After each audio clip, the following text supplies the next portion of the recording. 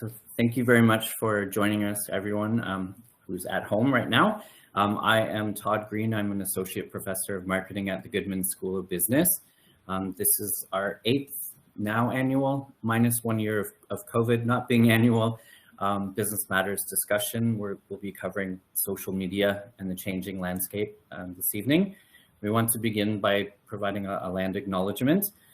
So we begin this gathering by acknowledging the land on which Brock University is situated is the traditional territory of the Haudenosaunee and the Anishinaabe peoples, many of whom continue to live and work here today. The territory is covered by the Upper Canada Treaties and is within the land protected by the Dish with One Spoon Wampum Agreement. Today, this gathering place is home to many First Nations, Métis, and Inuit peoples, and acknowledging reminds us that our great standard of living is directly related to the resources and friendship of Indigenous peoples. And next, what I'd like to do is have each of our panelists briefly introduce yourself. And so Meg, if you're happy to go first. Sure, I can go first. My name is Meg Shannon. I am a communicator by trade. I currently am on the communications team for the Canadian Labour Council, which is a nonprofit, which is where I've spent most of my career, and stewarded many a brand on social media. And yeah, that's why I'm here. Great, Christina. Hi, I'm Christina Garnett, and I am the Principal Marketing Manager of Offline Community and Advocacy at HubSpot. I've worked with brands of all sizes, shapes, and forms, from nonprofit, small business, working with the SBDC as a marketing director, all the way up to working as a strategist with Fortune 100 brands. My current role is the intersection of brand affinity, community, and social media, and I'm excited to chat today. Thanks for having me. Thanks so much. And Carly. Hi, I am Carly Snider. I am the strategy director at Hughes & Co., a marketing agency that's located in Thorold, Ontario. I started my career in journalism, actually, and moved my way into marketing. We're also a HubSpot partner. We've worked with HubSpot for almost 10 years. So Christina and I probably have a lot in common in our thoughts there, but I'm excited to be here. Yeah, and I have taught marketing communications for about 10 years. I have it in the back of my mind that they might eventually say that I'm too old to teach marketing communications. So I'm 45, so I think I maybe have a couple of years where I'll still be allowed to teach this topic.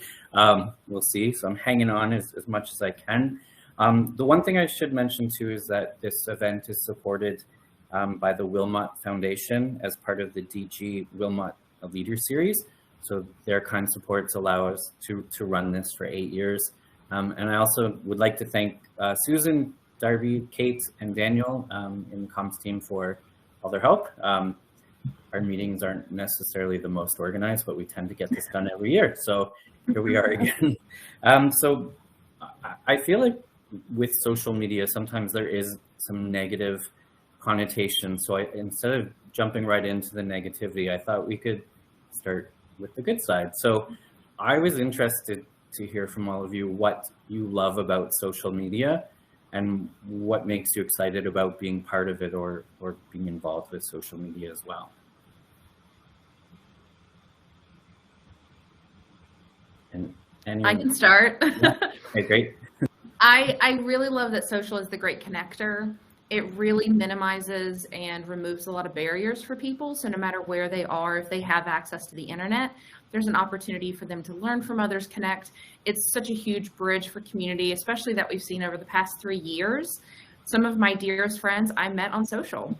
And I think that even if we look at the negative, I think we also need to look at the connections that we're having, the stories that are being told. I know TikTok is under a lot of scrutiny right now with everything that's happening, but I would challenge you to look and see what you're actually seeing on those in that channel. Specifically, we have Congress talking about like it's all dancing and it's all, and I was like, that was 2 years ago. I know you're not looking now. So things like that, I think that it really is the best way to make us really kind of see each other for what we are. We want to connect, we want to consume, we want to learn, and we want to not feel alone in the world. And that's honestly at the heart of what social is. We want to be seen and heard. If we all felt content we wouldn't be on there. We're constantly looking for that connection. I completely agree. It's the connection for me too, and it's the opportunity to connect with people you might never have been able to know or connect with. And every time I'm on Twitter a lot, which is one of the dumpster fires of the internet, according to some. But every time I'm on Twitter and someone's complaining about how negative it is, I think, just keep finding the right pockets, keep finding the pockets for you. They're out there, and there are people, like there are so many little nooks and crannies of people with shared interests or shared passions or shared priorities in what they're trying to do in the world. The other thing I love about social and working in it is that it keeps me on my toes. It's ever changing. It's different every time I log in. Every week, something's happening in the news that people either were responding to, or, some billionaire buys a platform and everyone loses themselves. Like, it's always different. It's always interesting in that way. Actually, I agree with you, Meg. Actually, that's what I was going to say too, is I find it's such a tool for learning for me. So, in my role as a strategy director, again, like always on my toes, I'm always kind of watching to see what the next thing's going to be. But on top of that, and actually to go back to what Christina had to say about connection, I find learning and connecting with people that I would never have seen or learned from, seeing other people's points of view and other things in a light that I maybe hadn't had the opportunity to be exposed to if I hadn't been scrolling on TikTok or through Instagram late at night. You find yourself on algorithms and down rabbit holes of things that without social you really wouldn't have that conversation. Yeah, and to your point, so Christina started Marketing Twitter, the hashtag Marketing Twitter group, and that's how we connected. And then you were one of the first people I thought of to invite to the panel. And within that circle, we've talked about, we have sort of like little offshoots and little groups that keep in touch and have group chats and stuff like that. And we're talking about each other as friends. And I think for people looking on the outside, my wife's like, oh yeah, okay, your friend who lives in, sure, your friend who lives in Arizona, okay. But it's true, it's like you rely on them, you get feedback for your job, you ask them questions. Like for me, I ask them, what do my students need to know beyond what's in chapter 9 of this potentially outdated textbook, right? Mm-hmm. So I also think there are a lot of really nice things that happen sometimes, or nice stories. And so if you can focus on the good stories, because there's sort of the breaking down of barriers, I think is really interesting too. And it's neat because, well, in one way it's great because everyone can have an opinion. And then sometimes you're like, oh, great, everyone has an opinion now and has an ability to reach people. So there are those moments where you're like, okay, maybe it'd be nicer if it wasn't so dumb. No, I'm kidding. But yeah, I think I'm excited to sort of see what happens next. And that's one of the nice things about teaching marketing comms is that, it does keep me on my feet. So what are you most excited about? That I know, without a crystal ball, of course, but what are you excited about in terms of what's to come for social media? I'm always interested in like waiting with bated breath to see what the next platform is going to be. I think I don't know, because everything happened so quickly and there was a Facebook and a Twitter and an Instagram and it just kind of rolled and rolled and rolled. I think we're all conditioned now to think that something new and different is around the corner, and I'm always hopeful to see what that will be. I'm also, I don't know if it'll happen or not, or what will happen with it, but I'm really interested to see if, as we expand better internet out into rural areas and into the north and stuff, like what kind of content people will be able to create that I might not have been able to create because they just have bad internet. So like, what kind of stories could we tell? What kind of really cool people could we get to know? What kind of, brands could come out of that? It'd be cool to see.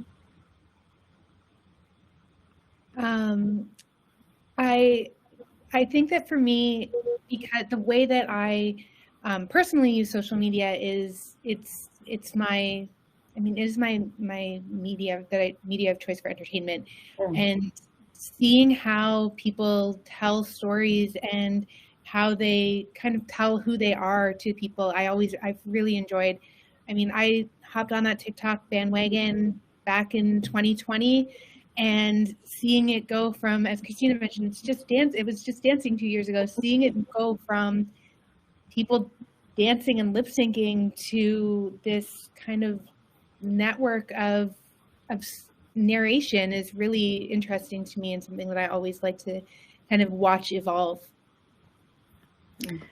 I think social's at a crossroads, personally. I think that we are seeing this with the issues that Meta's having. We're seeing this with the scrutiny of TikTok. I think we're seeing this where everyone's trying to be a creator and everyone's trying to be a thought leader, but they forget that someone has to be in the chair on the other side. And I think that as people are trying to pull even more value from the consumers, you're going to find that people are willing to walk away. Facebook thinks that if TikTok's banned, they're going to win. I don't think they're going to win. I think people are going to remember. I mean, and Facebook believes that they're going to win because they removed the funding for Reels. If they wanted to still compete with TikTok, they wouldn't have pulled that. They'd have been like, nope, see, come over here, we'll pay you. Look at all this content creator fund. I think at the end of the day, we as consumers are incredibly adept at understanding patterns. So more and more of the everyday person understands that these social media channels are trying to pull, the big changes that they're making. They are grossly more in the know than the Congress people who are asking questions about what an algorithm is. And they don't want to pay. They know what an ad looks like. They know why the platforms are behaving a certain way. And they are, just as these platforms are adapting, people are going to adapt too. And they're going to pick up on things. We have AI and ChatGPT. You're going to see thought leaders trying to mimic their copy very quickly because they see it as this volume engine for them. But people are going to realize really quickly what that looks like. A huge example of this is the National Park Service Twitter account in the States. It is deeply human. It is deeply funny. It is the opposite of what you would think an AI bot would speak out. And so I think you're going to see this divergence of people using AI as a crutch for volume and the people who actually win because they are like human to a fault. I think that's huge for the next step. Yeah. The thing I took away from that is that if I were to start a strictly dance TikTok account tomorrow, is that it might not be as successful as it was 2 years ago, which is very, very upsetting. What about dancing and lip syncing combo? Is that still an opportunity for me if you had?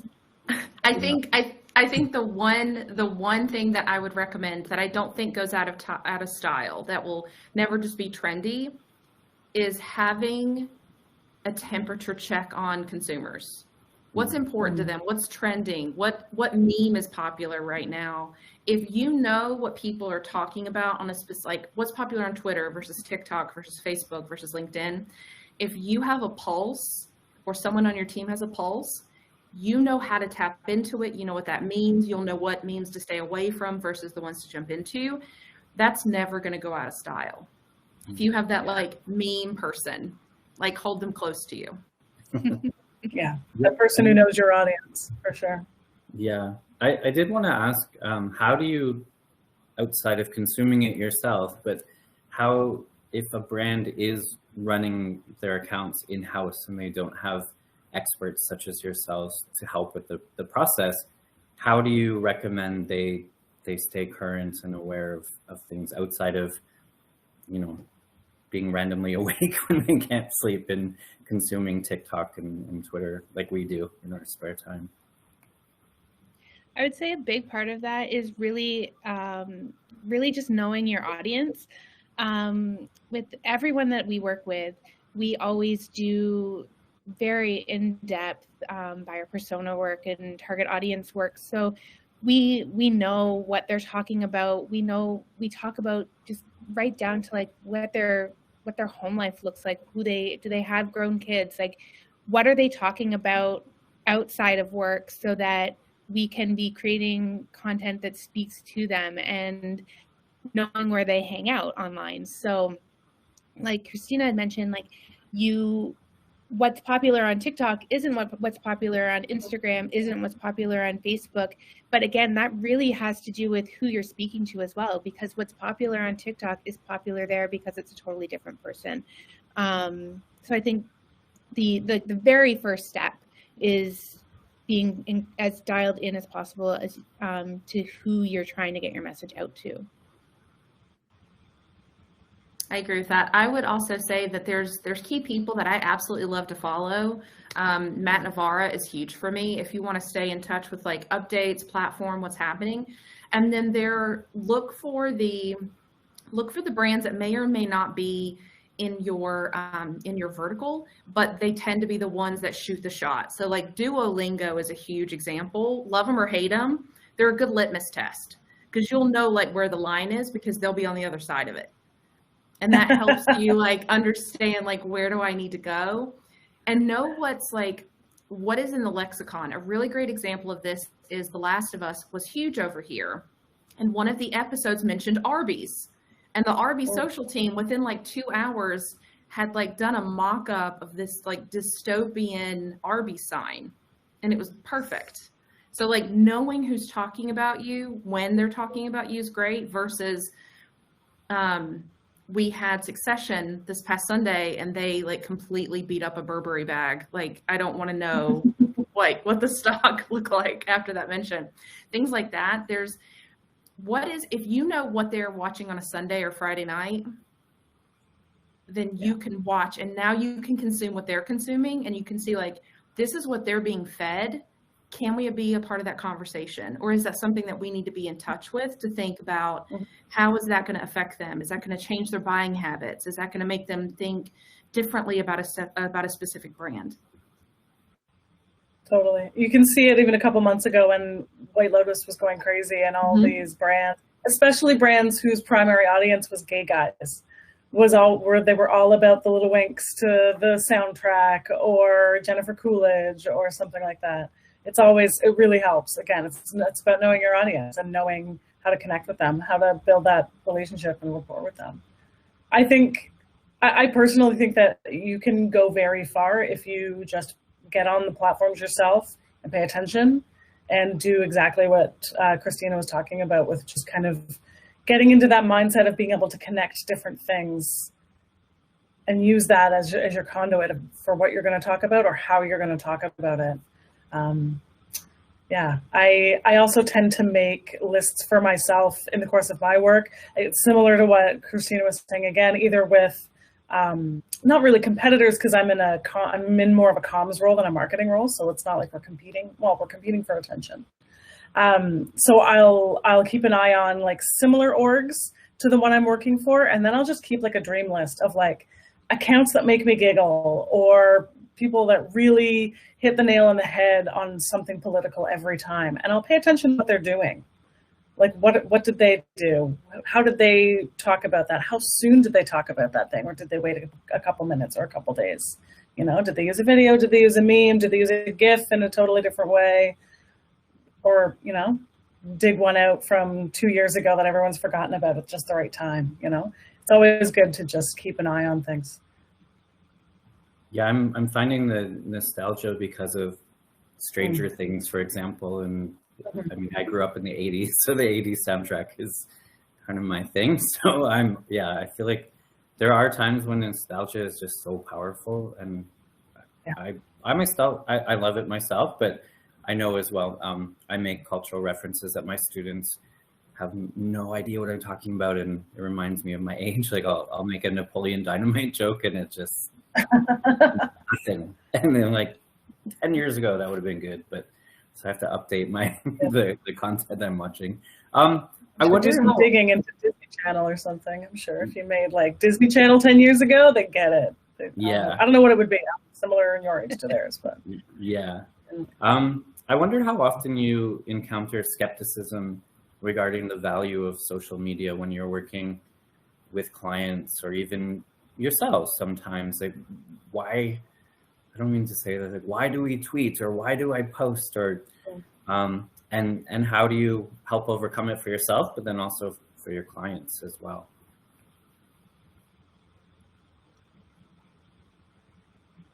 I can't speak for HubSpot because we obviously love social. But I have a lot of friends who are social media managers for big brands. And though social media has been around for a while, it still is not at the level that it could be. We've had the articles about don't call us interns. We've had the articles about like we should be the next CMOs. But at the end of the day, social tends to be looked at as a lever or as this digital press release that can now be like, it's better than an email. It'll just be seen and we'll put it out into the void. And so I know that we've collectively done the education. I think when it comes down to it, it all comes down to data. And social, specifically organic social, does not give what leaders want. That's why they push for virality, because they think that that's like the Staples easy button. If it goes viral, it'll hit all the metrics we want, the KPIs will all be pretty and it'll be fantastic. The thing about social is that it's relationship marketing at its finest. And that takes time. And so I think we just have to keep beating that drum, essentially, and just saying, like, do you want to talk to the people face to face? Do you want them to feel like they can talk to you? Because that's what makes them feel warm and fuzzy. That's what makes them feel affinity for you. That's what's going to make them trust you, not this one directional sort of experience. So still a lot of work to do. Yeah, I find actually it was a conversation kind of earlier in our agency's lifetime of this is why you need social. Now I find that a lot of our conversations with clients is not this is why you need social, it's this is why you don't need all of the social.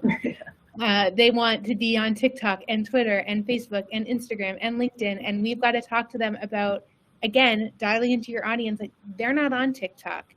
We have to we dive into that data and those metrics to show them, like, this is where you need to be spending your time. This is what's going to be the most successful and really the most profitable for you. Just a little applause to HubSpot. One of our favorite things is that with HubSpot, we're able to run campaigns and show them where their revenue is being attributed to. So we can say, look at these touch points is what is making you money. So that's kind of where the skepticism isn't, why do we need to be on social? It's why do we need to be on, why do you think it's this one? And we always fall back on what the numbers are telling us. And that usually does the trick. Yeah. I mean, I've spent a lot of my career working in-house with brands and with different organizations, and the times when social felt most engaging and exciting was when we had a strategy that was just for social, that was about how we were going to do exactly what Christine said, build a relationship, basically get on those channels every day and have a conversation with people. And the times when it felt most like drudgery is when it was an afterthought, that people took their eye off it, or no one, was the caretaker of these channels in their little hands, That's when it becomes, oh no, we forgot to tweet this week. I guess we'll put up a blog post. I don't know. Or just saying, like, putting up a message to have put up a message instead of thinking, what do I really want to get out of this relationship, really, which is what it is. Yeah. But thankfully, I agree with Carly that now we're no longer, in my experience, we're no longer in an era of do we need social. Everyone gets it. Everyone understands the reason for it, at least. If not, how to make best use of it. Which is why I have a job, so I'm okay with that. Yeah, even in the academic research, it's grown a lot from you have to do it, and if you do more, you'll be more successful. Versus now, there's much more strategic thought to it. So that, I mean, again, speaking of not having a jobs without, I don't have jobs without people doing interesting things in marketing. So I have to wait and see and say, okay, so someone did a CSR campaign. Now I'm going to run some experiments or do some interviews to find out this is what consumers like, and you kind of have to wait for content to happen in the real world as well. One of the, you kind of touched on it already, but so Carly, you talked about, okay, you don't have to be on every single channel. And at one point it seemed like a lot of people were kind of saying their goodbyes on Twitter, and people were saying, oh, I have posts now, or I'm on Mastodon, or find me here on Hive. and I don't know the exact numbers of users on those alternatives to Twitter, but are brands migrating there or considering to migrate there, at least in your experience, or are you finding people are still in a wait and see pattern with Twitter? In my experience, people are in a bit of a wait and see pattern. I actually read, I think it was this week, Mastodon's usership dropped by like 1 million in the past month. So people moved over and then have moved back. They waited to see. They did not feel like they needed to wait long, and now they're back on all of the channels that they were on Twitter and using that again. Mastodon is not doing what I think people thought it would, or at least don't feel like they need that backup anymore. And I'm still hearing a lot of conversation of, well, we're on Twitter, but we've started an Instagram, or you can find us here, but we're not using it yet. People are still leery, but they're not leaving really in droves yet. Yeah. I think people on Twitter are unhappy, but there's still no big reason to leave. It still operates mostly fine. That's still where everyone is. And I think people don't want to, I don't know. There needs to be a reason. There needs to be either greater value on another platform or something really catastrophic needs to happen on Twitter. But when people were getting all those other accounts, people were expecting, the return of the fail whale and Elon Musk to actually literally shut things down. So when those things didn't happen, it just kind of settled into whatever we're at. Yeah, I agree with that. I think what you're probably seeing and what I've seen is some brands they're essentially creating their place on a different thing just to hold it, but they're not really doing anything beyond waiting. At the end of the day, none of those really scratch the itch that Twitter has. So yes, we're moving deck chairs on the Titanic, but there's no better ship in the ocean nearby. I think the only real option is Jack's Blue Sky. I think if anything's is gonna disrupt Twitter and completely remove it, it's gonna be Jack's new Twitter, Blue Sky. And until then, we've already picked where we go for other things. I'm gonna go for TikTok for a different itch than I am for Twitter, and none of those have the same kind of energy.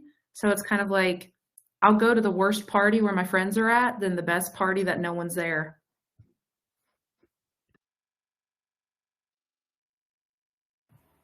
Sorry, we all had ourselves on mute there, I think, waiting for the next answer.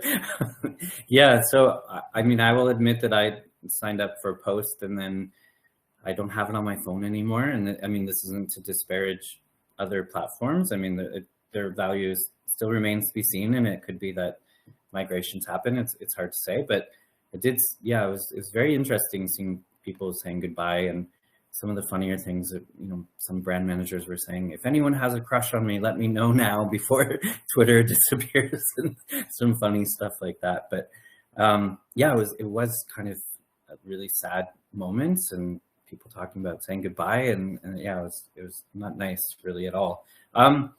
One thing, we talked about metrics a little bit, and obviously being a business school, numbers come up a lot and big data. And one of the things I'm interested in, what metrics or measurements do you typically find resonate with your clients?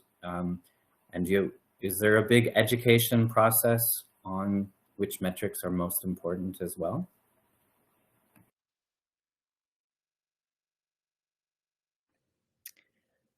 I would say for us, the education process varies. It is truly client to client, depending on where they're at in their marketing and what they're looking for. When it comes to social, we find the biggest one that we're kind of saying okay, let's move away from looking at that, is that reach number. It doesn't we don't care how many people are seeing it. We care about how many people are engaging with you. So for us, it's always that engagement. And again, because we're working with people who are looking to, at the end of the day, are they making money off of what their marketing is doing for them? What is that ROI looking like? So being able to attribute their activities and actions to closing deals and selling product and everything like that is where we're looking to go for them. That conversion rate of once they see you, and if they're liking you, are they clicking through to look at your website? Are they looking at products? Are they reaching out to talk to you? That's the kind of stuff that we're always paying attention to. Yeah.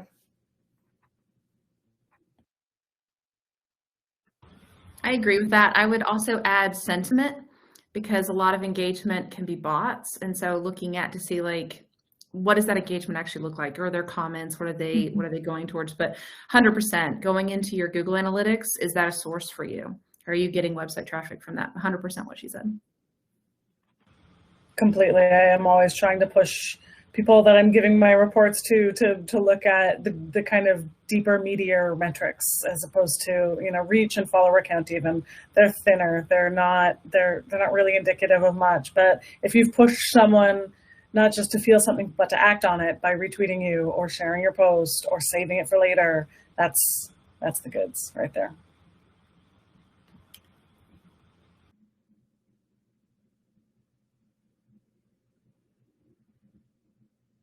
You're on mute. You are right. Okay, we knew that was going to happen at least once during this.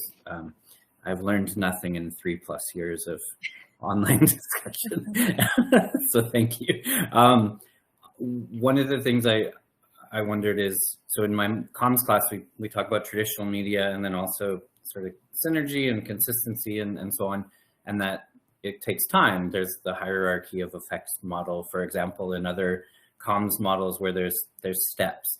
Do you find people are more patient waiting for social media to translate into sales, or do you think they have even like shrunk their timelines even more and want instant sales or instant clicks and so on? So is there a difference that you're seeing at all?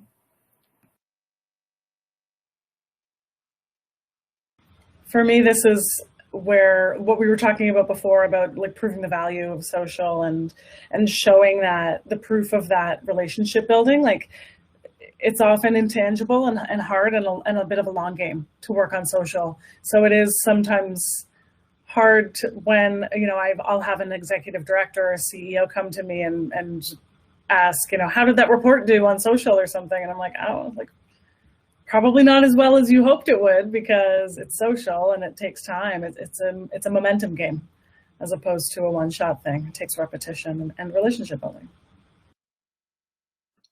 I think if you also compare social to traditional, especially like digital advertising specifically, they were willing to spend an obscene amount of money to like slap something on a wall or to slap something on the side of a road. And because it didn't have data, but that's what everyone was doing, they were okay with it. Social comes around is like, but we have all this data. And so they're like, cool, you have the data, so you must be able to move mountains. And so it's like that, because there is data, the expectation immediately increases. And I think that that's also why they want this quick and fast rule. Like that's why they want hacks. Like the whole, like, you can beat the algorithm. No, you can't.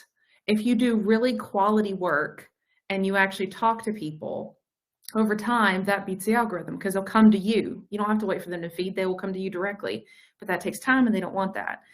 And so I think the beauty of social is also what kind of gets it in trouble with people who don't understand it.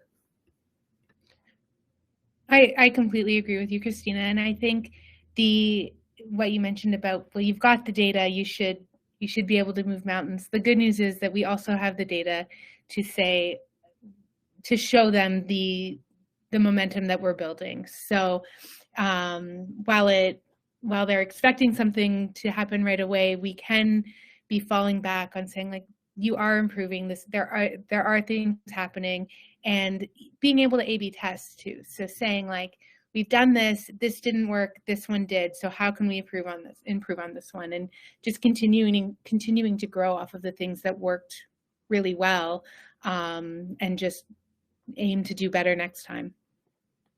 That's a great point, Carly. I think where social data really shines is in the month over month or year over year, the way you can very clearly show the result of strategy and effort over time. Yeah, I did wonder if there was less patience. So it sounds like it is an education process. I could see it being like, wait a minute, we had a great tweets and we didn't have sales yet. What's going on, kind of, sort of, or the make me go viral or that kind of thing.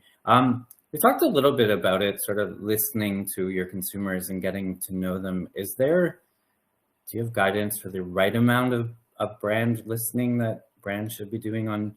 So it was a humorous exchange and it was fine. It was after my wife and I had gotten married and she was still watching Say Yes to the Dress. So outside of concerns, no, I'm kidding, planning your second wedding, I was kind of like, I said jokingly on Twitter, I'm going to find a way to block the channel that Say Yes to the Dress was on. And the Say Yes to the Dress Twitter account said, what's your wife's Twitter account? And I was like, whoa, that was very fast. And so it was funny and we went back and forth and I had fun with it. But I wondered, is there sort of too much brand? Because I didn't tag them or anything. So obviously someone was paying very, very close attention when they're being mentioned.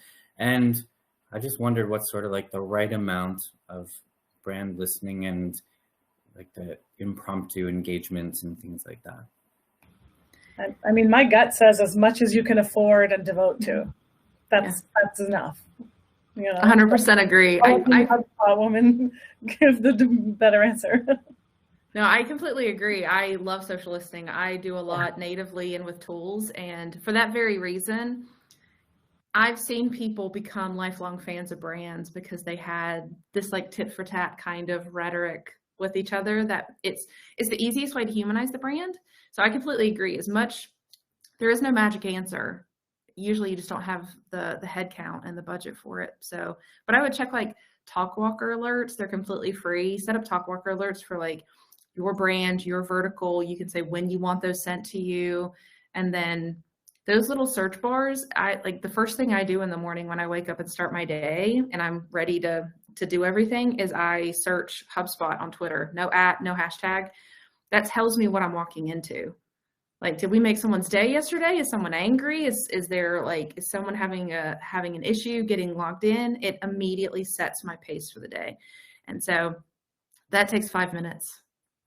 Just start your day with like a 5-minute check on Twitter or LinkedIn or wherever is like your main channel. Do that and it'll be a really good temperature check for you. I do the same. Yeah. So they should have contacted me through the Say Yes to the Dress. Is that two thumbs up? If you leave an interaction with a brand being like, that was really cute, they win. Yeah. And think about those listicles on BuzzFeed and all of that they find those conversations and they talk about it too. So beyond that interaction that brand has had with that one person, it is going out. If it's clever enough, it's going out in front of millions of eyes. Yeah. And people will assume, for better or for worse, that the way you treat them on social is the way that you will treat them as a customer. So if you're nice to them when they haven't paid you money, imagine how good you're going to be to them when they're a customer. It sets this like positive flywheel in motion.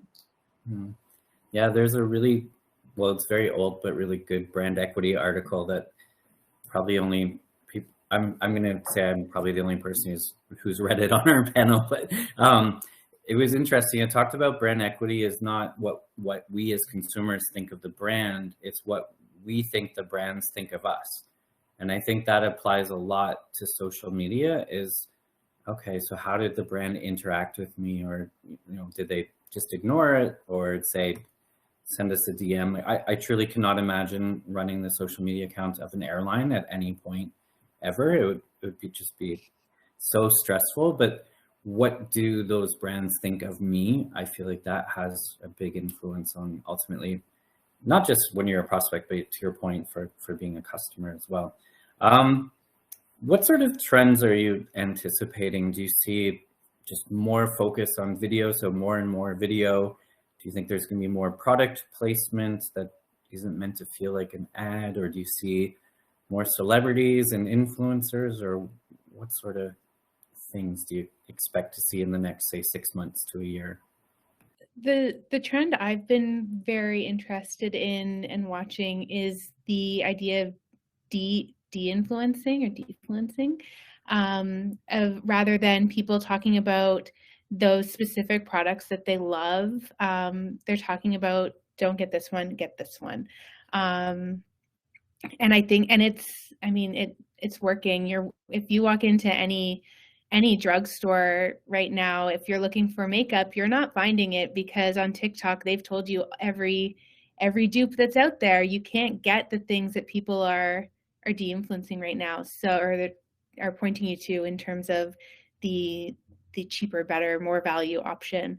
And I don't think that is going away with anytime soon, with the way that inflation in the economy is. People are looking for that. Tell me what the best value is, not necessarily the best, most expensive thing I need to buy. I would say the one trend I'm seeing is visual misinformation. Over the weekend, the Pope went viral for this like massive, like Devil Wears Prada, Balenciaga puffer jacket. And then it spurred on other ones. And I think you're going to continue to see this intersection of visual misinformation and memes, because as soon as generative AI figures out fingers without it looking like the sausage fingers from Everything Everywhere All at Once, it's going to be very hard. Like election season is going to be incredibly, incredibly stressful. And so I think that we are going to have to see what AI does wrong before we start taking major steps. It's like with most things. You have to see where it goes haywire, and then something is done in order to prevent that from happening. And I think we're going to definitely see that on a bigger scale. I'm not sure if they count as trends, but there are a few things that I've been keeping my eye on, and will continue to as the year goes on. One is what I'm feeling, and Carly and Christine might think this too, kind of the ongoing decline of Facebook as a platform of choice. It's not, I don't think there's any one platform that has replaced it as the king. I don't think that will ever happen again, to be honest. But Facebook's, it's declining, and I'm interested to see if that, if it'll have a resurgence, or if it'll become like the first social media graveyard, or I guess second after MySpace. But yeah, I don't know what'll happen with that. So I'm kind of keeping an eye. I mean, I'd be interested to know also from Carly whether the brands that you work with or even care about Facebook. Like the companies that I work for in-house, we kind of, it's like care and feeding of your older pet in the corner while you pay attention to the puppy that is, TikTok or Instagram to feed it. So that's one. Another is the potential regulation, the government regulation of platforms. I mean, we saw it in the States with Meta testifying before Congress, and we're seeing it in Canada with the federal bill about, what do we do with internet giants? Do we tax them? Do we make them be media outlets legally? Do we have a Canadian content rule on them like we do with radio and TV? Like, there's all sorts of different, I don't think any of those are the right way to go, but the government is wrestling with it, and I don't think they're going to ignore the platforms much longer. And that's going to have a big effect on how we use them, who gets to use them. Will platforms become geo-locked like video is across the internet? That would break my heart, but we'll see, that kind of thing. I think you're definitely right. I think my biggest concern is, I believe that social media should be regulated, but the people who are in the position of power to do it are the last people that should be regulating it. Yeah. They're going to want a back door. Like, they're going to make sure that the deal works for them, that they're going to be able to have access to all of these things. Yeah. And so it feels disingenuous to have a conversation about like data issues with TikTok, but then you don't do anything about data brokers. Like, I get 5-6 emails a day being like, do you want this email list? No, I don't.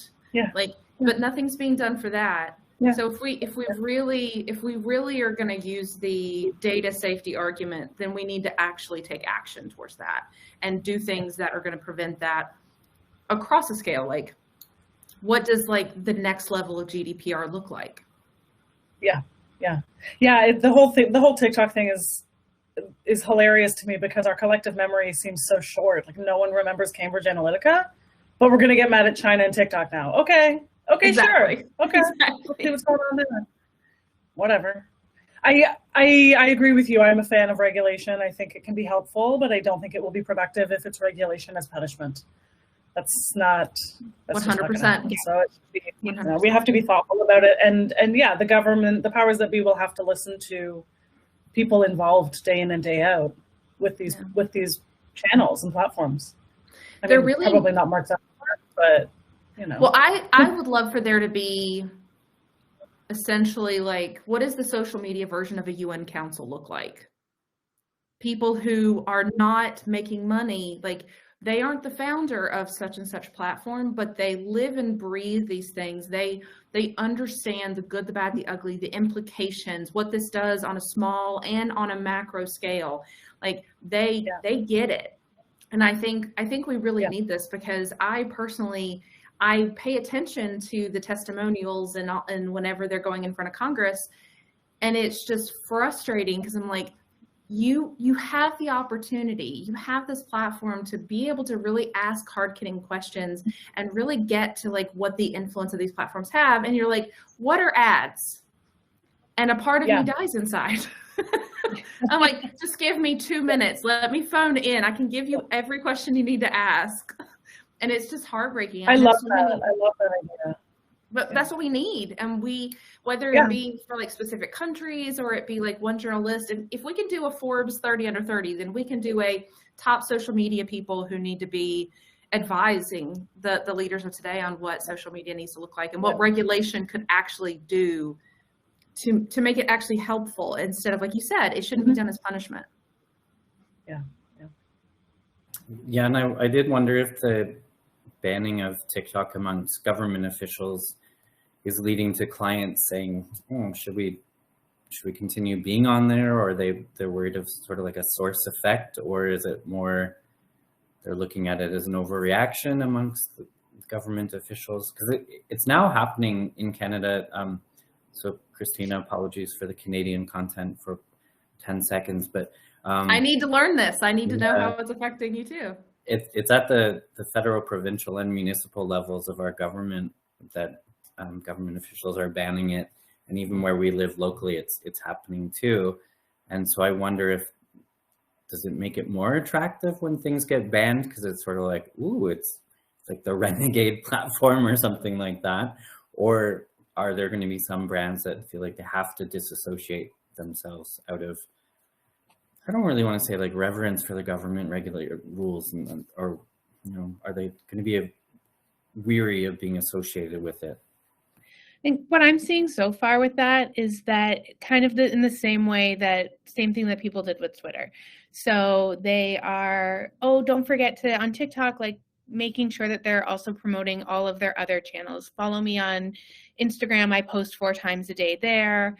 You can find me on YouTube. There's just broadening where they're putting their content out to have that safety net in case things go down. They don't want to be on TikTok anymore. TikTok gets banned, anything like that.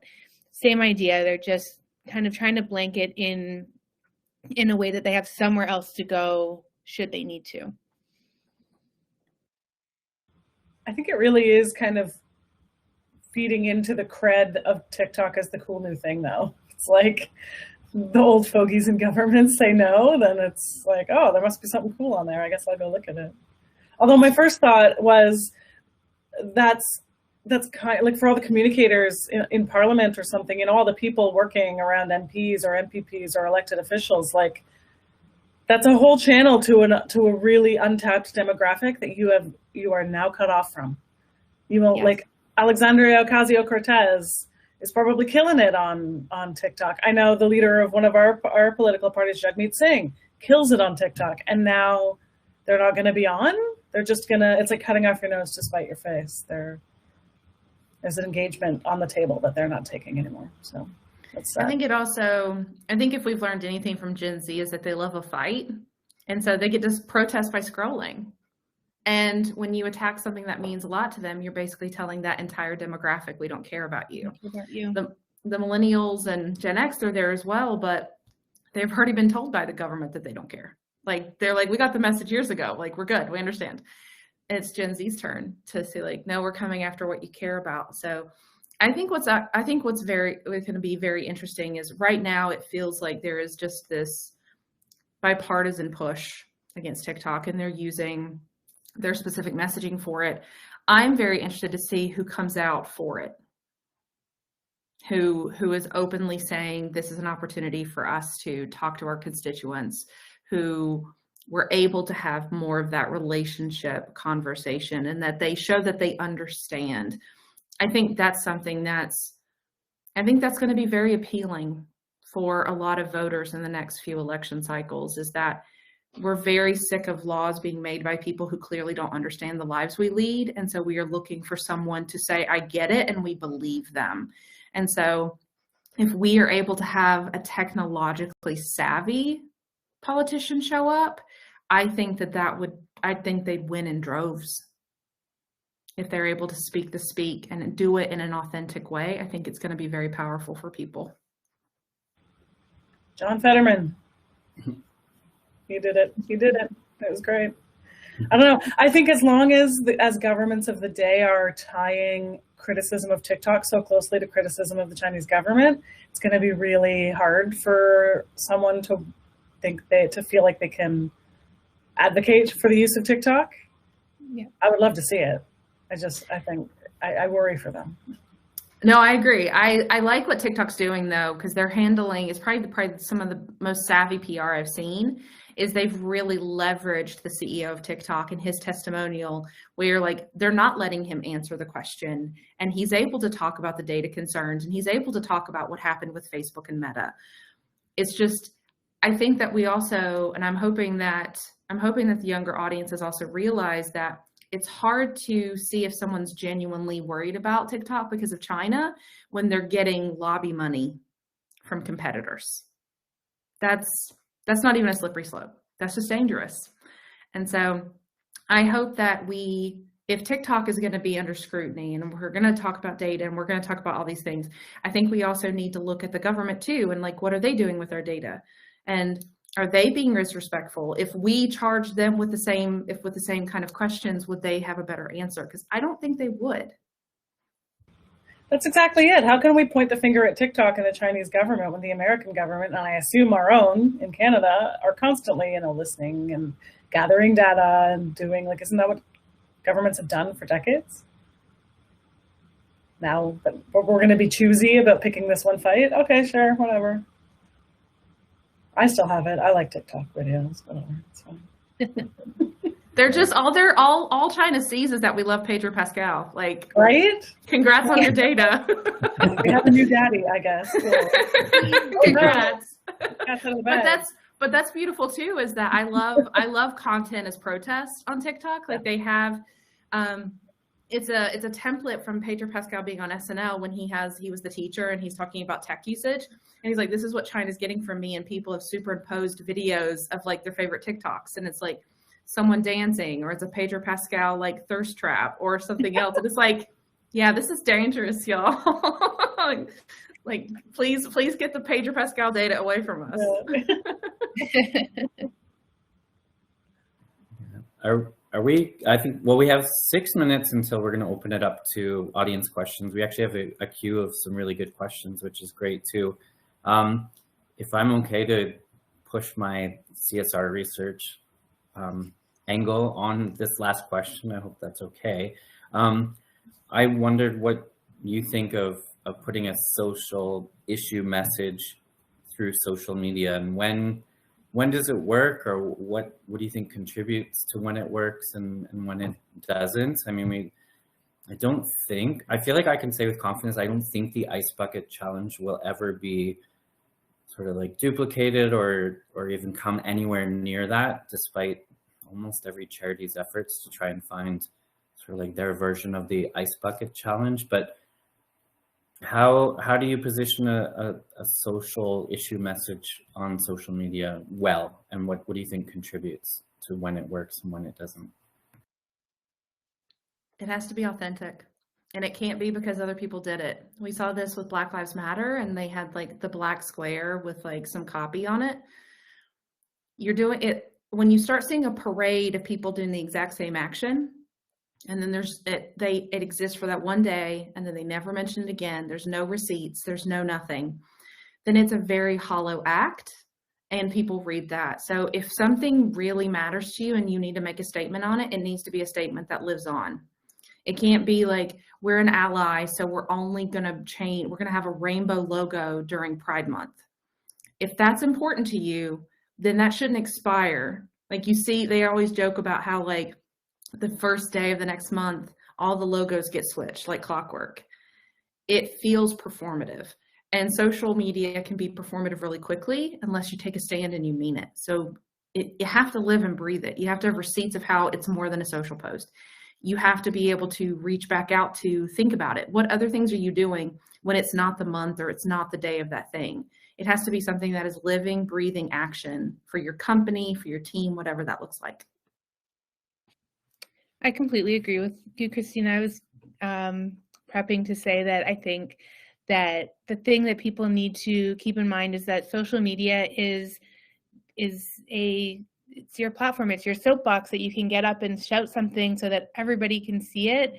But beyond that one action, what else are you doing? And you need to be able to show people, give them, use your social media to point them in the direction, tell them what you're doing, but point them to the links on your website, like create that content and the video of you out in your community doing what you are saying that you feel so strongly about. Do more than just that black square. When you put up a black square, you're just taking over the algorithm as well. Like, step back and let people tell their stories if they've got something to say. I don't really have anything to add. That's it. Yeah, but I actually, one of my students that I was supervising, I might have bugged some of you with the survey link, that there's this expectation that brands take a stance on social issues and be a voice, because we know that they have huge power. Like, big brands have huge power and influence over our lives, even if we want to say that they don't, or, you know, I'm not loyal to brands, or whatever we try to tell ourselves and things like that, or, you know, marketing doesn't work. It's like, yeah, it does. Anyway, so yeah, I feel like it may be a more difficult thing to sell that this brand cares about a social issue than to sell their product or service. So there has to be a lot more thought, I think, put into it as well. And yeah, we talk about it in my comms class. If you do something for Earth Hour, or you do some green marketing initiative only for Earth Day, or something like that, it feels really hollow and really empty. And I think it's easy to find out now in this day and age, well, they actually don't do good things for the environment. Or when I lived in the UK, Marks and Spencer's had this I think it was a certified organization that actually did a report card for them. And they didn't just highlight all the good things that they did. They also talked about the areas where they had like a B- instead of A+ across the board. Look how great we are.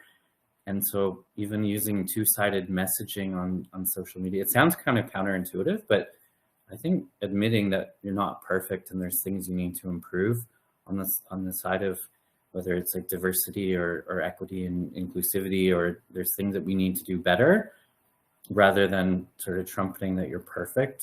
To me, that might build some authenticity as well. I mean, I like to admit when I don't know what I'm talking about in my class. I don't know if that works for my students, but there are times when I'm like, I don't know the answer. I've never even thought about that. That's, you know, and I think brands maybe sometimes have to do that too, especially in the social issue. I mean, if it's your product and service, you should probably know every single spec and attributes and so on and what it's going to deliver. But on the social, the issue side, there's still a lot of learning. And I don't think we're expecting every brand to be perfect across social issues because things are changing so rapidly as well. That's a great point. I think it's not about solving the issue or being at the forefront of it even. It's about making the effort and trying and kind of doing the work and saying, this is something we care about and we're here for it. Yeah. Depending on what it is. Yeah, there was a Audi Super Bowl ad a couple of years ago where a father was narrating the soap car race, and he was talking about how much more difficult it was going to be for his daughter, and how am I going to tell her that she'll get paid 67% for doing the same job. And so I have a guest speaker comes to my class, and he shows this ad, and he's like, good ad, right? And everyone in the class is like, this is awesome.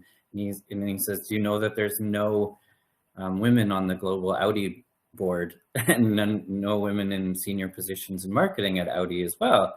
It's like, you can't be so inconsistent with internal approach and then what the message that you're putting out there as well. So anyways, yeah, so sorry for forcing my CSR discussion into the last little bit. One of the questions I actually had is in the background, in case we didn't have enough questions, is actually one of the first questions that came up from the audience. So it worked out very fortuitously. So thank you to Chris B. Says, do you find that social media is becoming more difficult to find your target audience, given that most people are a fake version of themselves online? So there's, fake accounts, fake profiles, fake news, misleading advertisements, and so on. So yeah, I mean, there is this element of self-presentation as well. A lot of people like to retweet social messages that maybe they don't actually engage in, for example, or say, look at this amazing charity that makes me look nice, that I liked your account, but I'm not actually going to do anything. So how do you make sense of the amount of fake profiles and sort of fake accounts as well? I mean, it is an art to be able to kind of filter out the noise, for sure. But when you're talking about finding your audience and knowing where they are, despite all of those fake accounts and bots and everyone that's out there, I mean, when I talked earlier about doing a lot of discussion about who your audience is, we know that those people are there, and however they choose to present themselves is different than they're still listening to us. So we're putting out our own message, and if they're presenting themselves in a different way to their audience, that's okay. We want them to be hearing and paying attention to what we have to say. And really, if you are being authentic with who you are as a brand, you're going to cut through that noise to get to the people who will be engaging with you and making those decisions. And whether or not they're presenting themselves authentically, they are still making buying decisions outside of that internet persona that they've created. I think it's an argument for why social shouldn't be a silo. I think it needs to be in more rooms. It needs to be in more conversations, because social isn't the only place where you're talking to your customers and your audience. Hopefully your sales team is talking to them, your customer success team, the email team, whatever that looks like. I would look at, from a multi-touch perspective, what can you glean from your audience and customers beyond social? And then how can you put those together to make sense? Because all of that plays a role. You could be fantastic to me on social, but then your support team yells at me, and then it doesn't matter how good you were on social. It all is a part of this bigger flywheel.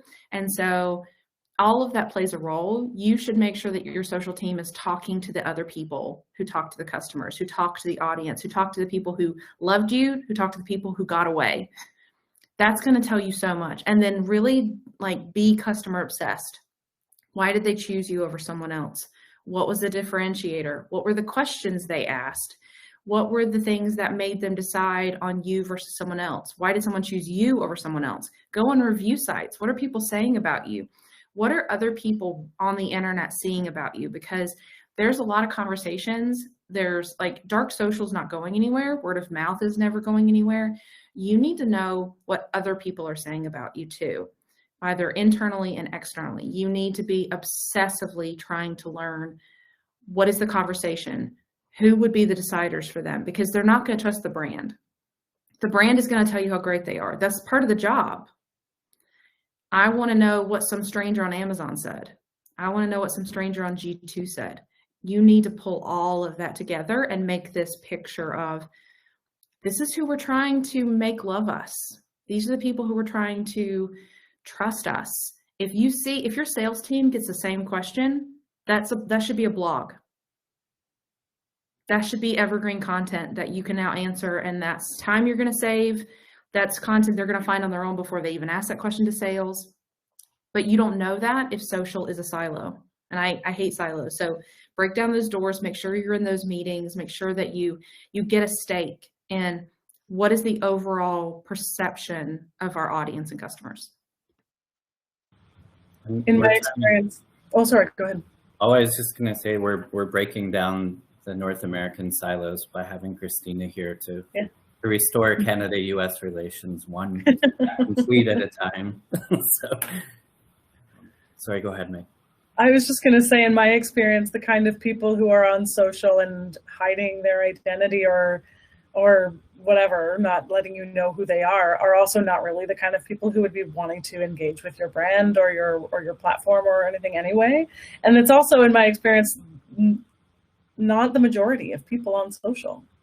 So they can do them, and that's fine, and that's a valid way to choose to use the platforms, but it's probably not the people you're going to capture and engage with in the course of your work, and that's fine. So go for it. Use all the data points, as Christina said and as Carly advised. Use everything that you know about the customers you have and everything you can create about your dream customer, your ideal customer, your ideal personas, and then tailor your strategy and your content to that, and you will find them.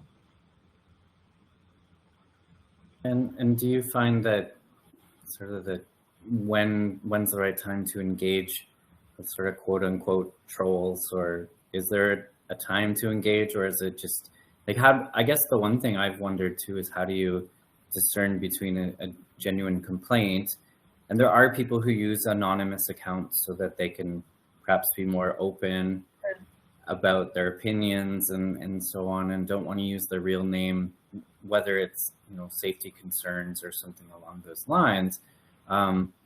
Is how do you make that differentiation between someone who is just, using their day to troll accounts versus genuinely upset with something that's happening too? It's a case-by-case thing for me usually, and that's why issues management expertise is great to have on your team in more than one person, so you can gut check against each other, because those kinds of comments or customers or whoever, it's usually helpful to have at least one other person to say, what do you think about this? Do you think they're this or that or whatever? I don't often respond. I do if their complaint seems valid, or if their information is blatantly wrong, and it would be helpful for them to know the correct information. And then in some rare cases, I will also respond, not for the troll or the person who made the comment, but for others who I know are watching, to show that the brand is a spine on whatever issue it was. Like if someone's being, I don't know, I can't even think of an example, but sometimes the response is not necessarily for that person. It's for the lurkers. Yeah, I mean, we don't have a huge presence on social media for the charity that actually Carly is a big part of as well, but we've had the odd really awful, nasty comments here and there, and some people made like homophobic comments, and I just said, I don't think this is going to work out very well for when you're looking for a job. And I think I just sort of like left it at that or something. But yeah, there's times where you know that they're just a troll, and then other times you're like, is this a learning opportunity for a 19-year-old first-year student or something who's said something really stupid that could, I mean, you hear about careers and lives like past things that you've put on social media coming back to haunt people several years down the road and so on. So I used it as like a teaching moment instead of being like, what's wrong with, like, how dare you, or saying kind of what I was thinking. I switched it around and was like stuck with my teacher approach to life, I guess, for that one time. But other times I think, oh no, if you're a brand and you're blocking people, does that look bad too? Or, you know, is there, anyway, so it's a hard, I know it's not an easy question, and there's so much gray, I think, involved with troll and negative behavior. And if you go into Facebook and put any name of a brand, a big brand that you don't like, plus the words like I hate in front of them, there are entire anti-brand hate communities for every, well, we only have 3 big telecoms. So Christina, you have way more options down south than we do, but it's like, I hate Rogers, I hate Telus, I hate Bell, I hate, and it just brings a lot of people together, like that anger as well sometimes. So that could probably be our entire hour and a half discussion. So I recognize that, and there are people with other really good questions too that I will look at. Can I add something real fast? Yeah, and then we can move on. Yep. Create an escalation plan before that happens, because you need to be the adult in the room no matter what they say or do. And it's very hard to do that if you don't have a fallback plan, because your instinct is going to be to lash out or to want to essentially say like you're wrong. Have an escalation plan, and literally it's going to suck, but do it like a Friday morning. You're going to give the rest of the team that Friday afternoon off, and you're going to say, like, for 2 hours, you're going to brainstorm. What are the worst possible things that someone could say to us on social, and what gets escalated? What can just be a PR and comms conversation? Are there keywords we need to look out for? And go from like, these are the main complaints we would see, to these are the offhand things that like the deepest of trolls would do. Having that in place before those things happen will save your job every time. Yeah. Depending on how divisive your brand is too, you could also have a general, like, these are the things that people generally say about us that we just ignore. And that's fine, because people get to say what they want, you know? So it's like, here's the noise, here's when we'll actually do something about it, and then here's the levels of having that social media plan or policy in place as well within an organization is important. Like, if there are, like, have those items in place for that escalation plan where, you know, if you see a comment that doesn't feel right, like, make sure you've got those people in place that you know that you're going to go and do that gut check with, or say, like, you know, I can't handle this, or in which case, who it is that can respond to that. Make sure that those policies are very clear within your organization from the start. Yeah, I hadn't even thought about the industry effect. Like, that's a really important point too, because there's some industries that no matter what they do, like, they have high expectations to make a lot of donations or invest in a lot of CSR campaigns, for example, but they will never get any credit for actually doing it. So it's you know, they can spend millions on these campaigns and get the word out there, and people will like, well, you have to do it because you're in this, I don't want to say which industries I'm thinking of, but it's just like, yeah, there's no way you can get around not doing it, but you're never going to get sort of like the thumbs up or the pat on the back for doing it. It's sort of, you have to, otherwise it's sort of like the license to operate will go away pretty quickly. All right, so one of the questions, it's nice, one of my students from my comms class is here, and they're asking, do you believe the convenience of scrolling through content on social media is a hurdle in social media marketing? So I'm assuming what they mean is it's super simple to sit there maybe mindlessly scrolling. Yeah, some of my students kind of made fun of me because I only type with like one hand, so I don't really scroll with two because I'm old. But yeah, anyways, I'm outing my age nonstop this discussion, but yeah, is it because it's so easy to scroll? Is it hard to get your brand in front of people? And I think that's what my student is asking. Maybe there's a chance for a follow-up in case. It's always going to be a fight for attention. It might look different depending on what the tech is, but it's always a fight for attention. It can be an interesting challenge, but yeah, that's the challenge. That's it. I can't pause. Yeah, most of my students really, I don't think they tend to believe me when I say we see 3,500 brand messages in a day, kind of on average, and they're like, impossible. And as part of my start of each lecture, I say, okay, name some ads or things you've seen in the last couple of days that you remember. And there's usually only a couple of days between lectures. And most of the time I have to have examples of campaigns ready that I notice because they don't notice them. And so I wondered if it's just adding to the clutter more and more, and you really have to do something to break through on social, or if it is your form of entertainment, are you like, how dare you advertise to me while I am scrolling and, you know, mindlessly looking? So is it almost like seen as intrusive when brands have ads or boosted posts and things like that? Well, I think on top of all, like, in order to get attention now, a lot of the social trends are leaning towards that user-generated content as well.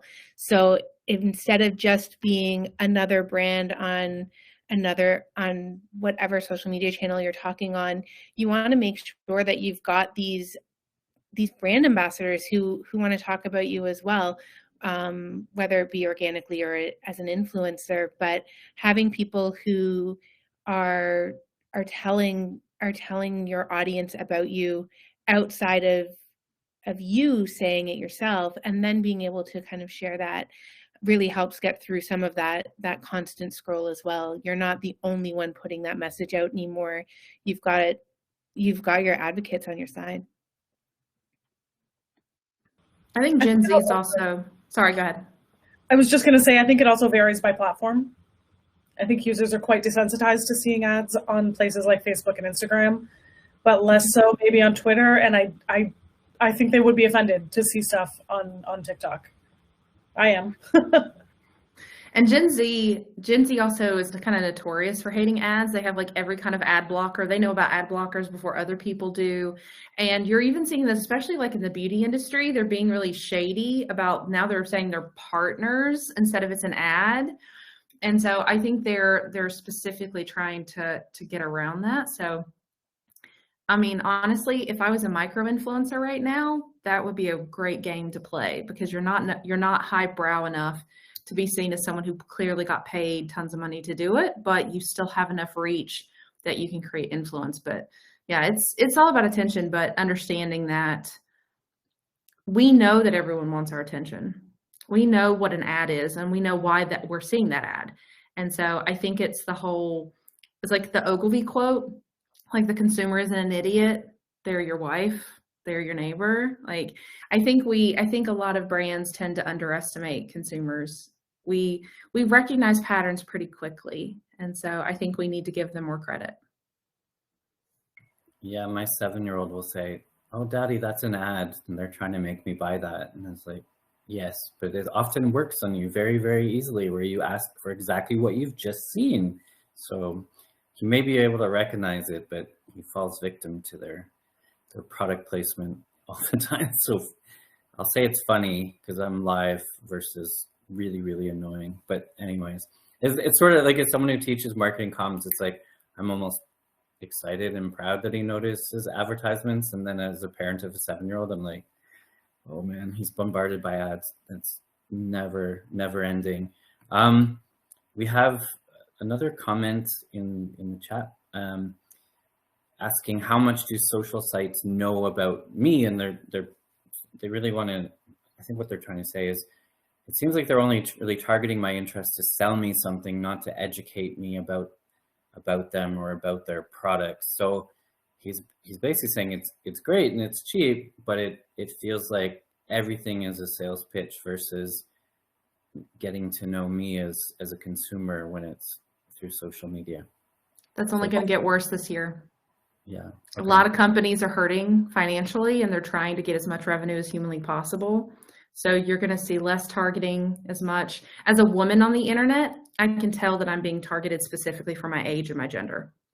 There's certain things and I'm like, you can't believe that's what I need. But it's because I've hit those threshold numbers and it's like, oh, okay. You want plastic surgery now? Like, you want this? So it's going to get worse. You're going to see probably this quarter and next quarter, you're going to see a lot of brands throwing as much money as they can at paid to see if it will help revenue. And if it doesn't, then you'll see it drop down to what it was before. But you're going to see a lot of desperation advertising is probably the best way to describe it. I totally agree. And again, like that much broader net being tossed first. So starting as broad as they can. And then as you get more information about who's engaging, kind of being able to narrow it down. But that first little bit is going to be like based on age, gender, location. And that's kind of all the information that they're going to be working on. I mean, platforms only know as much information as you give them. But they cull information from almost everything you do on a platform. It's not just the information you put in your profile or your account. It's who you're liking and retweeting on Twitter. It's what ads you've seen on Instagram. It's, what posts you've saved, how long you've watched a video in TikTok. It's everything. So, it's the saying, if you can't see the product, you are the product. That's just kind of what it is. I would also look online and go to your Google account, and there is a place I can share like a thing, walkthrough for it, but you can walk through and see the ads that are targeted to you based off of, and it's not all correct. They get a lot wrong. So if you ever see something and you're like, why am I seeing this? And you can't think of a rational reason, they've decided there's data about you that is incorrect. But go into your Google settings and it'll say like, this is who's tracking you. Here is the sites that have cookies for you. Like, there's a lot of data that you can actually go in and see, like, what do they know about me? And you can actually disconnect so that you can be like, nope, that's not correct. And also like remove cookies, please. Yeah. Like, go in every now and then and remove the cookies. Like, break that bond. I now consider it a personal triumph if I get a horribly mistargeted ad. I feel like I'm doing the internet right if they think I'm like some trucker dude or something instead of a trucker lady. I have been. I should keep them. I usually throw them out of anger into the garbage immediately. But I've been getting direct mailers about retirement communities, hearing aid tests, and dentures, and I'm just like, this is not helping me at all with the aging process. To be like, so when are you retiring? And then. It's funny because the picture was someone playing the piano, and I have recently tried to learn how to play the piano. So I'm like, is that why? Like, are they zooming in and they're listening in on me playing the piano? And now I'm getting this. The couple's like as old as my parents, and they're super happy in this home. And I'm just like, chopsticks was the data point. That's correct. Yeah. Yeah. It was just like, oof, way off, I guess. But come back to me in 20 years, and I'll, Anyway, so it feels weird. And yeah, even when I had finished my PhD, I was getting ads for a bunch of different programs at the university I finished my PhD at. And it was just kind of like, no to my students, I'm done learning. Like, there's nothing left for me to do. I don't want to learn anything else ever again. No. And so it just, yeah, the mistargeted ads are so funny. And then sometimes there's also, someone will mention a band that I might like in Messenger, and then an ad for their concert comes up in my feed. And it's just that really, we've all had it, that uncomfortable moment of, oh man, they're always around and they know everything. And there's nothing that's really, it feels safe, I guess, in a way too. And if you've grown up with it, there's probably a level of acceptance and comfort. And then for others who are not as comfortable with it. But notice to all the retirement communities in Niagara, surrounding areas, I still have 20 plus years to work. So I do not need your direct mail out. You're wasting your 35 cents on the stamp. Just let the record show. We have one other question that I want to tackle. It's again from a former student, so that's really nice. So hello, Dawson. I hope you're doing well. And he was a great student as well. So he is asking, what are the effects of other people knowing I have social pragmatic communication disorder? He said, I've been feeling a little more comfortable talking about it, which is why I mentioned it in the questions. I'm sure other people have it too. The comment right above is from another attendee who said, I heard about that on LinkedIn, more conversations over there. And so I don't know if they're directly related. So I don't know if it means being more open on social media with like medical information and health conditions. I'm not sure if that's what Dawson is asking specifically. I don't know if we'll have time to get a follow-up from him. So I want to address all the questions, but I'm not sure specifically the question that Dawson had there. But I think being more open on social media, you're seeing it a lot when it comes to like the mental health and the well-being of people who work in social media marketing and the stress that they're under. And we're also seeing mass layoffs in the tech sector and friends, and even, you know, it's not nice when competitors have to get rid of 10,000 employees. I don't think there's any joy in that whatsoever. Like when competitors of ours worked in my old job and they lost people, there wasn't like jumping up and down for glee. So I think maybe being more open about that stress that social media marketing can cause. I would imagine running social media accounts is more stressful than placing a print ad, for example, in your local newspaper, I think. So there is sort of like the added stress layer of working in social. So if anyone has comments on that, that'd be great too. I looked up social programmatic disorder. I wasn't aware of it, but I can definitely see how that would be a challenge, specifically with the struggling and difficulties with verbal and nonverbal communication. I think that is important with accessibility. There's been a push over the past few years. If you don't follow her, there's Alexa Heinrich. She works at a university in Florida. She does a lot with accessibility. I think that is something that needs to continue to be in conversations, because I think that social can be a place for everyone. I think that, yes, there may need to be accommodations, and yes, maybe there's tools or opportunities that people can use something no matter what their health conditions are. But I think that that's a continuing struggle. That's one of the things that was really frustrating for me when Elon took over and he removed the accessibility team. And they were talking about adding formats where you could italicize and bold content and do formatting, which seems great until you think about it too long and you realize that that's going to break Twitter for a lot of people who need accessibility. And that being launched and shipped without the accessibility team in place to ensure that it's a safe environment for people who are not going to be able to read or be able to understand based off of that formatting is incredibly, it's just unfortunate. So I hope that as we talk about regulation and we talk about other things, I think that it's important to continue to talk about accessibility in social.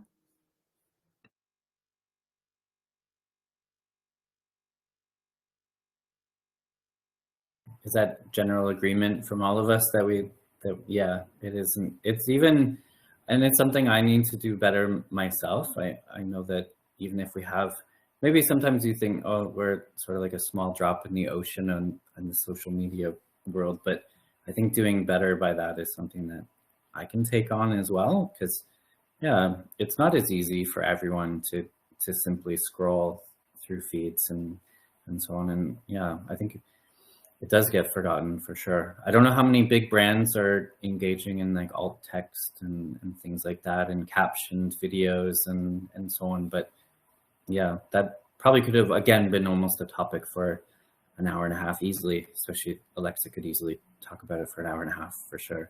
So we have actually 0 time remaining. So I thought it said 10 minutes.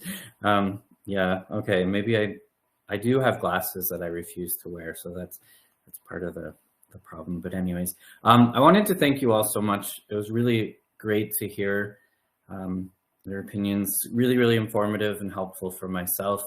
I know everyone who was taking part at home would take a ton from this discussion as well. So I really appreciate you giving us your time and your expertise. It's great. And yeah, number 8 is in the books for Business Matters. So again, thanks to the team that I worked with to help put this on.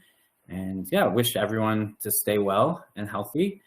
And we'll be back probably in a year's time on a completely new and different topic, but equally interesting, hopefully. So thanks so much, everyone.